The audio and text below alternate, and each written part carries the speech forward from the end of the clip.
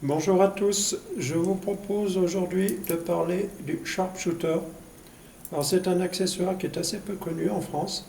On parle beaucoup du Yugo, qui a ses qualités bien sûr, mais le Sharpshooter, qui est conçu dans un esprit complètement différent, est assez peu connu. Donc concrètement, comment il se présente? C'est simplement une boucle de paracorde qui doit faire dans les 30 cm. À une extrémité, on a un mousqueton, un anneau, un corps en métal. Autour, on a quelque chose qui ressemble à une sorte d'isolant en caoutchouc.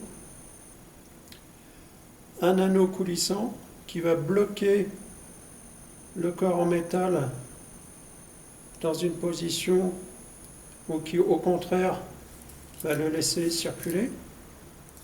On reviendra à ça plus tard. Et l'autre extrémité est simplement fermée avec un nœud. Alors concrètement, comment ça s'utilise? Il y a 3 techniques de frappe possibles.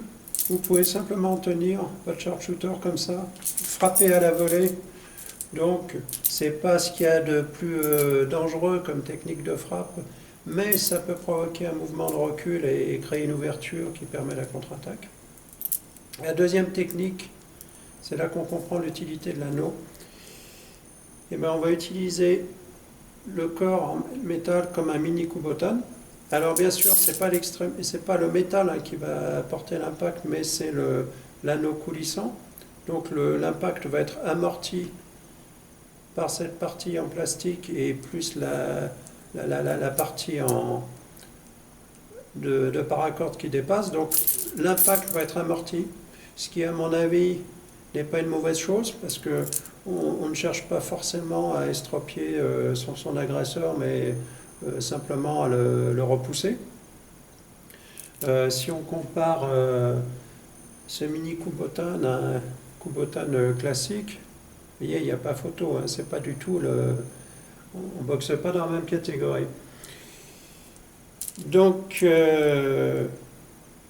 deuxième fonction, donc mini Kubotan.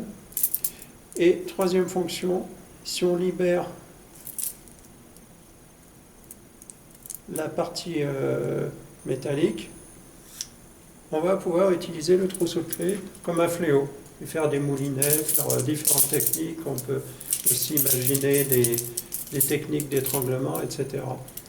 Donc voilà un outil, 3 fonctions. Ce que j'aime particulièrement dans cet accessoire, c'est sa simplicité. Il a été pensé avec des accessoires avec des matériaux qui sont très faciles à trouver. Moi, je ne serais pas surpris si d'ici quelques jours, quelqu'un bricolait le sien sur le forum, parce que, à part l'anneau coulissant qui demande quand même à être ajusté, hein, là, on a la pression idéale pour empêcher la partie métallique de coulisser, mais en même temps, on ne rencontre pas trop de résistance. Donc c'est vraiment le serrage idéal. Ça, à mon avis, l'anneau coulissant, ça va être la partie la plus difficile à trouver. Mais sinon, pour le reste, voilà, c'est des trucs qui se trouvent en magasin de bricolage. Donc voilà un accessoire très facile à bricoler soi-même, très discret.